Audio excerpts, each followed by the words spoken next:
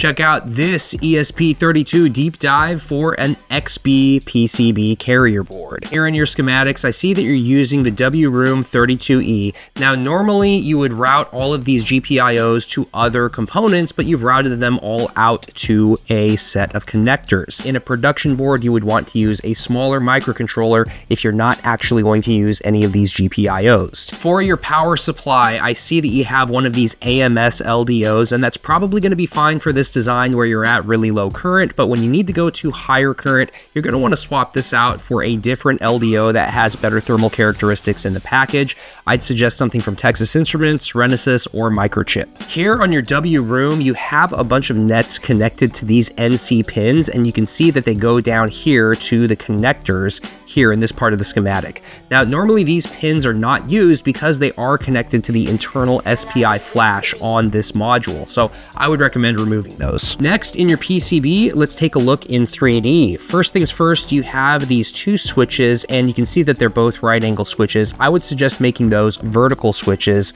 Here you have J2 and J3 as right angle components. For J2, this isn't really a problem, but for J3, depending on what you plug in here, it might run into some of these other components. I would suggest making both of these vertical male connectors, preferably unshrouded. So you can see here that your ESP32 module is in the very middle of the board, and even though you have this ground cut out around the antenna region, there's still plenty of ground around it, and that could interfere with the antenna.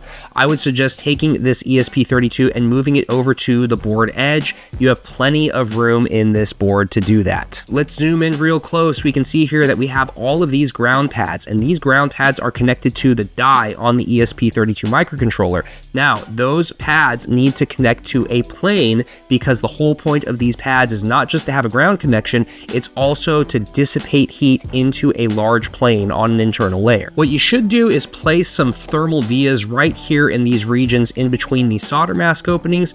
That way you can deposit solder here without having a risk of it wicking down to the back side of the board through open vias. You'll also want to use this same mask pattern down here on U2. That way you can apply the same type of thermal via connections to the center pad on U2. Next, let's take a look at some of the routing coming off of the ESP32 module. Here, some of these traces are very close together, and in particular, the traces that are very close like this are going to create a clearance error. What you should do is space these out so that you don't violate your clearances, and it's going to help control crosstalk between these lines because these are data lines. Want me to review your ESP32 design? Find me on LinkedIn and send me a message with your design files.